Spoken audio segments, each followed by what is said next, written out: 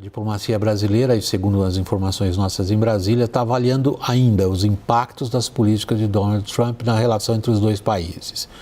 Agora à noite, quando estava assinando, nós estávamos mostrando para vocês essas imagens no começo do programa hoje. Enquanto ele assinava ali uma série de decretos, ele ia conversando com os repórteres credenciados ali na Casa Branca. Aí o Trump disse, indagado sobre como seria a relação com a América Latina e também com o Brasil, ele disse o seguinte, que seria a melhor possível. E aí, abre aspas, eles, está falando dos habitantes da América Latina, eles precisam mais, nos países, eles precisam mais de nós do que nós deles, fecha aspas. Vamos conferir com Luciana Amaral, nossa repórter. Em Brasília, na primeira reunião ministerial do ano, o presidente Lula falou sobre Donald Trump, desejou um bom trabalho. Tem gente que fala de que a eleição do Trump pode causar problema na democracia mundial. O Trump foi eleito para governar os Estados Unidos e eu, como presidente do Brasil, torço para que ele faça uma gestão profícua, para que o povo brasileiro, o povo americano melhore e para que os americanos continuem a ser o parceiro histórico que é do Brasil, porque da nossa parte nós não queremos briga, nem com a Venezuela, nem com os americanos, nem com a China, nem com a Índia, nem com a Rússia. Nós queremos paz. O tom é bem distante daquele de novembro do ano passado. Às vésperas da eleição americana, Lula disse que torcia por Kamala Harris, pensando na democracia, e que o nazismo e o fascismo estavam voltando com outra cara. Lula não foi convidado para a posse do republicano. O Brasil foi representado pela embaixadora do país nos Estados Unidos, Maria Luísa Viotti. Isso que chama-se de esquerda, né? É um conceito, porque um cara como o atual presidente, que sempre beneficiou empresas e bancos, não é bem essa a pauta da esquerda. Mas dizer que ele entende o jogo do poder não é exatamente correto. Ele sente, percebe, mas ele foi preparado, ele foi orientado, ele fez acordos. Okay? Mas ele tanto não entende que uma das regras dos DGs, eu sei que é difícil para vocês entenderem assim, vocês precisariam conhecer a mente deles e a forma como eles pensam. Mas uma das regras dos DGs para você não ter vulnerabilidade é você não ter vaidade. Todo vaidoso é fraco. Todo vaidoso é vulnerável. Eles não têm vaidade. Os verdadeiros que mandam não estão em nenhum lugar na mídia. Você não sabe nem o nome deles, mas eles mandam. E eles não querem saber, não querem mostrar que ele que manda. Eles nem existem. Qualquer um dos caras que vocês veem como os mais poderosos do mundo não serve nem cafezinho numa reunião deles. Nem o cafezinho. Eles nem falam com o cara, eles mandam um emissário. Que eles não querem chegar ao nível daquela pessoa. Por quê? Porque se houver uma quebra de confiança, o cara que está recebendo a ordem não sabe quem é quem mandou. Sim. Mas ele sabe que a punição vai ser imediata se ele não fizer. Então, eu vou falar só uma das várias questões com as quais eles lidam. A vaidade é uma fraqueza. A vaidade é uma vulnerabilidade. Ela é inadmissível para quem joga o jogo do poder.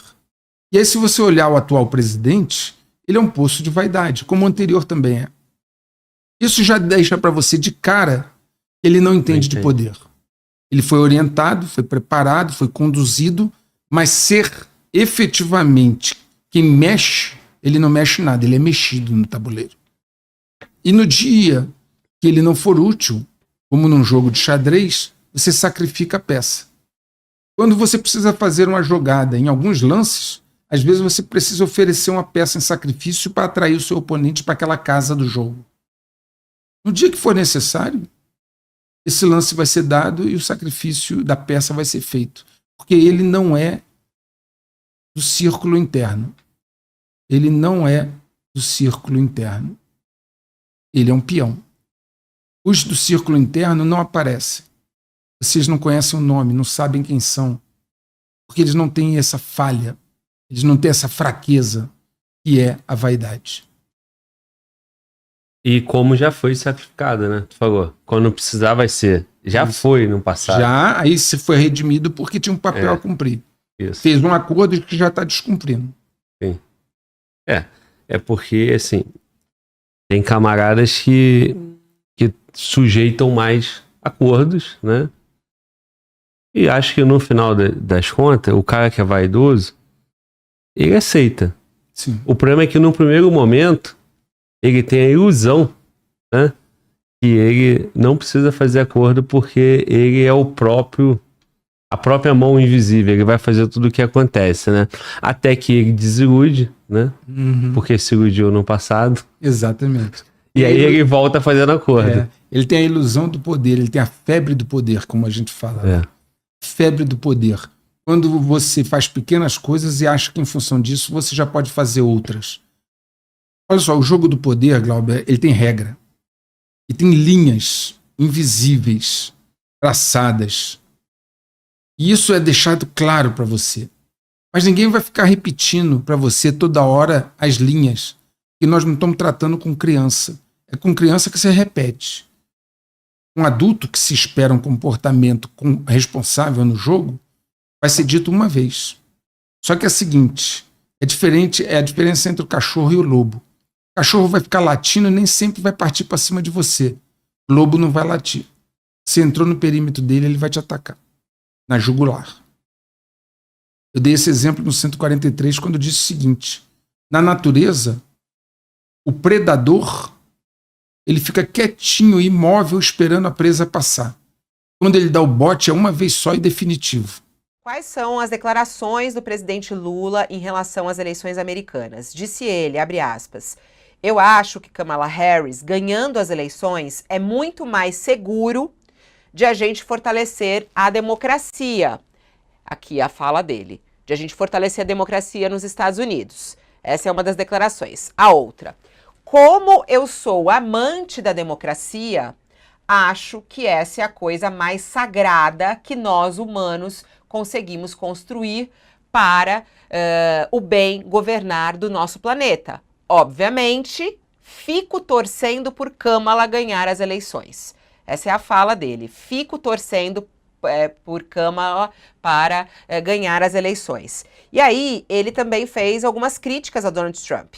Disse ele, o presidente Lula, nós vimos o que foi o presidente Trump no final do seu mandato, fazendo aquele ataque ao Capitólio. Uma coisa que era impensável de acontecer nos Estados Unidos, que apresentavam ao mundo um modelo de democracia. E esse modelo ruiu, diz o presidente Lula, trazendo aí críticas e mostrando que Donald Trump ele é justamente um risco à democracia, segundo o presidente do Brasil, Luiz Inácio Lula da Silva. Mas o discurso do Trump, eles comparam a Hitler. Ah, para, pai. Consegue ver isso não, mano? Qual é a regra do país lá? Para entrar aqui precisa de visto. Aí um camarada que não se habilita para ter o visto quer entrar de qualquer jeito. Aí esse camarada não tem casa, não tem dinheiro, não tem emprego, não consegue pagar pela saúde dele. Aí ele vai roubar, ele vai ficar lá sem condições habitáveis, ele vai morar na rua, né? Se ele estiver doente, ele não tem condições de cuidar da ferida dele. Aí, você não querer que isso aconteça no teu país é ser fascista. Não, cara, na boa, na boa. A regra do país é entrar com visto, é entrando bem-vindo. Minimamente o controle, né? Beleza? Quem entrou com visto e ficou, vive normal lá? Sim. Se matricula na escola? Compra carro? Também. Faz contratos? Também. Também, não é? Aonde está o fascismo? Aonde está Hitler? Da onde o cara tira isso, cara? Ah, não. Narrativa, irmão. Você quê? É narrativa. Pois é, a narrativa, né, mano?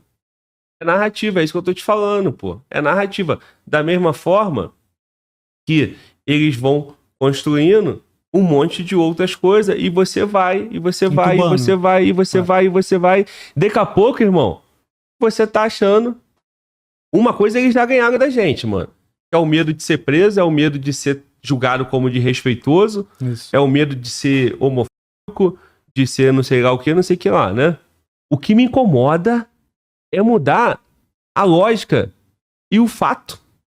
Isso me incomoda. Da mesma forma que, para muitos, o discurso do Trump contra a imigração O cara se convence e ele realmente é o Hitler de 2000. Isso. E é isso. Ó, meu melhor amigo de infância tá nos Estados Unidos, o meu amigo da época de criança, meu vizinho na rua. O que estudava comigo, meu amigão, eu sou padrinho da filha dele e tá nos Estados Unidos. Minha prima tá nos Estados Unidos. Sandro Rocha, nosso convidado de segunda-feira, já dando spoiler da agenda, tá lá nos Estados Unidos com a família dele toda, tudo lá. Ninguém tá sendo maltratado, ninguém tá sendo julgado, não tem ninguém ali querendo caçar eles porque eles são de outra raça, de outra nação. Agora, o camarada que entra todo errado, de qualquer jeito, sem respeitar as regras e tudo isso, que não contribui, que não se sustenta, que tá assaltando, que tá cometendo crime, que tá fazendo não sei o quê. Meu irmão, tá errado o nativo, que dirá o cara que não é de lá, irmão. Ué, não é não? Sim. O teu filho tá brincando lá no condomínio, chutou a bola, quebrou a vidraça. É morador, certo? Sim. Você paga o condomínio. Tem um controle, né? Merece ser punido? Tem que Tá pagar, errado? né? Tá errado, beleza. Aí agora, você paga o condomínio, tem uma regra, teu filho não quebra a vidraça, vem um maluco, filho do cara, que mora lá do outro lado, invade o condomínio. Não, eu quero jogar bola aqui. Mas você não pode, você não mora aqui não, mas eu quero, é minha vontade. Eu me vejo jogando bola ali, eu me identifico como dono dessa quadra. Aí ele quebra a vidraça, vai embora, e tu paga a conta. É isso. E tu paga o condomínio. Não, pô, mas eu tenho que pagar o condomínio. Por quê? Porque o jovem lá, num país dele, não tem, e ele decidiu que ele ia vir aqui, e ele tem que jogar, porque o meu filho também joga, e eu não sei. Que mundo é esse? Irmão, tu é mexicano? Tu vive no México. Eu sou brasileiro, vivo no Brasil, pô. Se eu for para os Estados Unidos é porque eu me habilitei e eu preencho os requisitos para estar lá. Porque aquele país é soberano e preencheu as regras e disse, ó, para vir para cá, o mundo todo é bem-vindo, desde que é isso aqui. Beleza? Se eu for no teu condomínio é porque eu fui convidado, certo? Sim. Se eu invadir, eu tô errado. Na minha casa lá só entra quem eu convido. São pouquíssimas pessoas que eu convido. E quem eu convidar foi porque eu permiti. Quem entrar sem meu convite, eu vou chutar de lá, irmão. E o Trump tá certo, pô. O Trump tá certo. E isso não é discurso fascista, não, pô. Agora, esse sujeito aqui tá onde? Mostra aí a tela. Aí mostram. Ô, guerreiro, tu foi pelo México? Tu tá roubando? Tu tá dormindo na rua? Tu tá cheio de ferida na rua? Não, pô, você tá em condições de sustentar, não tá? Em algum momento você pagou imposto aí? Porque é o seguinte, cara. O brasileiro é irmão nosso. O cara que tá ferido na rua, o cara que não tem onde morar, o cara que não paga imposto, é irmão nosso. É irmão nosso.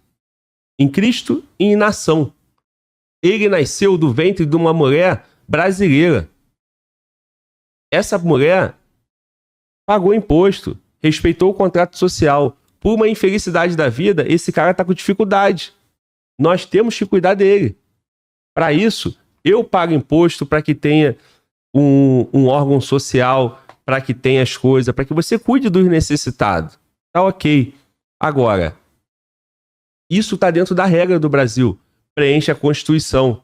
Invadir os Estados Unidos pelo México ilegalmente não tá de acordo com nenhuma lei lá, não atende à Constituição.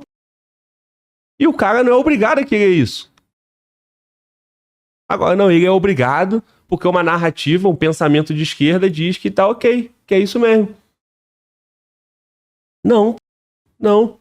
Se o cara não tem condições de sustentar, se o cara não preenche o requisito, se o cara não preenche a lei, ele não tem que ficar lá, tem que voltar pro país dele e falar assim, meu filho, o exemplo do condomínio, o pai do fulano, ó, teu filho, ó, quebrou tudo aqui, fez coisa errada, xingou, bateu na velhinha, quebrou a vidraça. Ó, ninguém tá batendo nele, ninguém matou ele, ninguém judiou dele, tá bom? Mas aqui, ó, leva teu filho pra tua casa, cuida dele e outra coisa, ensina ele, protege ele, dá amor pra ele. Eu não posso, porque eu já tenho meus filhos aqui, ó, são muitos. Não tem racionalidade nisso, não? Não é simples entender isso? Sim. Não, mas por camarada aí contaminado com a esquerda, não, pô. É fascista.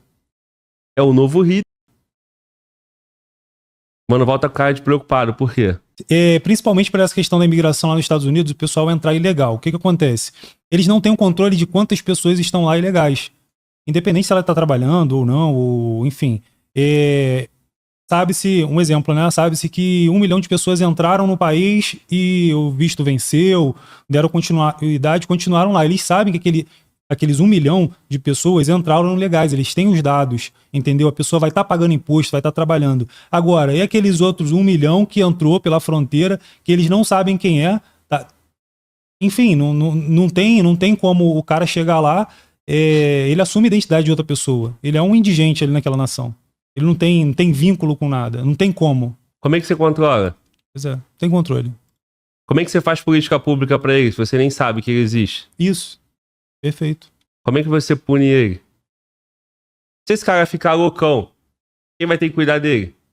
Mano, Walter, se tu estiver na praia e alguém falar assim, moço, eu vou ali fazer tal coisa, cuida do meu filho ali, esquece, irmão. É teu filho agora. Verdade. Teu filho. Se você deixar ele na água, dar um mergulho e morrer, quem responde o crime é você. Você tinha o dever de cuidado com ele. É o mesmo exemplo.